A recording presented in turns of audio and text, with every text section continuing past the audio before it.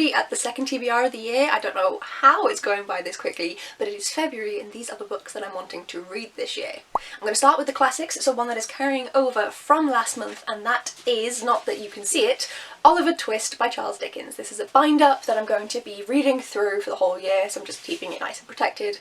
But yes, I am halfway through, just under halfway through, just reading one chapter a day of Oliver Twist. It's a very interesting story. I do already know some of it, so interesting. You will hear my thoughts so far in my January wrap-up when I eventually do that. But then also, another classic I'm going to be reading this month is The Island of Dr Moreau by H.G. Wells. This I don't know too much about, but it is a man is shipwrecked on an island. He's the only survivor, and then he starts doing like genetic splicing between humans and animals. Very willing to be proven wrong about that, and I'm actually going to be buddy reading this with the lovely Olivia Savannah from Olivia's Catastrophe. I'm so excited to dive back into a little buddy read with her. It's going to be so much fun reading a chapter of this each and every day. Speaking of the lovely Olivia, there is a book that she sent my way, which is Maude Horton's Glorious Revenge by Lizzie Pook, and this is an arc that actually comes out on the 1st of February. So I will have read a decent amount of it by the time this video comes out. I don't know if I'll have finished it, but I want to read it this month so I can put out my review in a timely manner. And this is set in 1850s London, and Maude Horton's sister has disappeared on an Arctic expedition. People are assuming that it's just, as happened in the time, Arctic expeditions were very difficult and that people are just assuming that she passed away. But she is certain that there is sinister forces that have come into play with the loss of her sister, and so she has some sort of glorious revenge. This is hopefully going to be a very fun read. Then I have 2 readathons that I'm joining in with that interlink and interlock this month. One of them is Celine's Around the World Book Challenge, and the prompt for this month is Black Lives Matter. I'm assuming that is because in the US, February is Black History Month. It's in October in the UK. Combining with that, Cachet from Shay with the Hobbies is doing the Missy Elliott readathon for the 3rd year in a row, I believe, and so I've been able to mix the prompts together there, and I have 2 books that I'm going to be reading. So there are actually 6 prompts for the Missy Elliott readathon, and I've managed to squish them together. So for the first book, we have an iconic black author with a genre mashup and a dual POV.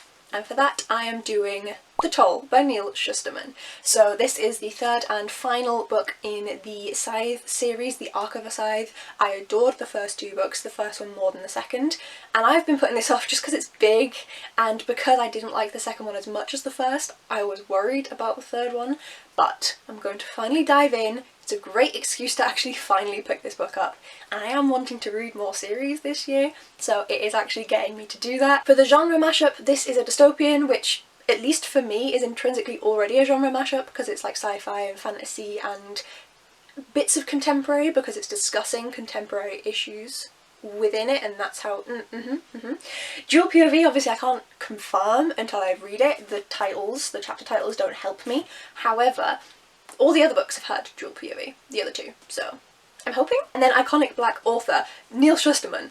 Let me put it this way. When I was 10 years old, I got out some of his books from my little library, my tiny library that is open 2 days a week in the outskirts of the northeast of England, in the, like, late noughts. Black authors were really not promoted at this time, so the fact that he was there and we were picking up his books, he is an iconic black author. The second book that I'm picking is also from an author who I would personally consider iconic, and that is Freedom is a Constant Struggle by Angela Davies. So the prompts for this one that I'm doing are creative main character, set in the past, and short fiction.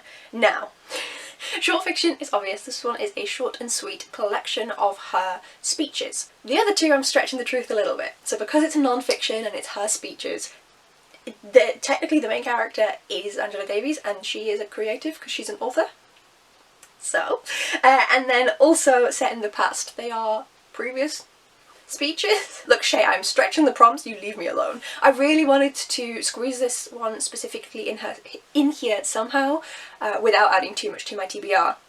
because also she of course is talking about Palestine in this book, and I'm trying to read more books around Palestine, primarily from Palestinian authors, but I do also want to hear what Angela Davies has to say. I've only read one book by her before, which is Prisons Are Obsolete, and I loved it. So many amazing points, so I am very, very excited to I say dive in, I'm going to listen to this one, I think I'm going to do this via audio, and I'm really excited to do that. I think it's going to be absolutely fantastic. Only 2 books left now, so first up is the next book in the Discworld series that I'm doing. I'm reading them in publication order, and it is Moving Pictures, of course by Terry Pratchett, and as far as I can tell this isn't related to any of the previous ones, it's a separate branch, and this is all based around Hollywood. It's set in Hollywood, so this should be fun. I know nothing about it. They're always really quick reads for me, so I'm sure I'll blast through it.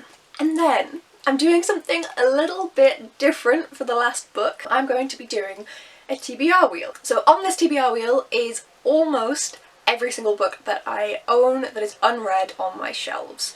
So this is only for physical books, and I have removed any huge or daunting classics and things like that, and like extra big books. There's still 119 books on here.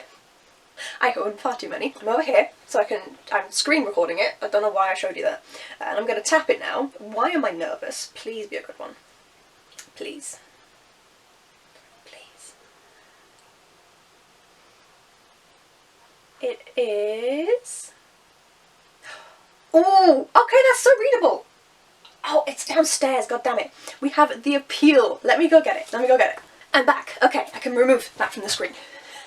So, The Appeal by Janice Hallett. I got this second-hand for, what did I even pay for it, like £1 in a charity shop, and this is basically kind of like a cosy mystery. I ran. There's a mystery to solve in the small town of Lockwood. It starts with the arrival of 2 secretive newcomers and ends with a tragic death. It also looks like, ooh, okay, so the writing is quite small, but there is mixed media. Can you even see it? There we go. There's mixed media throughout this. I'm excited for this one. I've heard mixed things. I have had some people say good, some people say bad, but it should be a fun read regardless. Like, it should be quick. So, I'm very excited. So not including my great big classic, and obviously not including the audiobook because I don't own a physical copy of it. This is what I am reading in February. I'm pretty happy with how that TBR turned out. I think that's pretty good. Let me know, please, in the comments down below if you have read any of these books and if you think I should prioritise any of them over any of the others. And also, please let me know what you are going to be reading in February, because I always need new book recommendations. She says with her 119 book TBR that isn't even all of the TBR. Maybe not. Regardless, let me know. Thank you so much for watching, folks. If you'd like to see anything more from me, please do hit the subscribe button down below. Hit the like if you enjoyed it, and I will see you in the next video. Bye!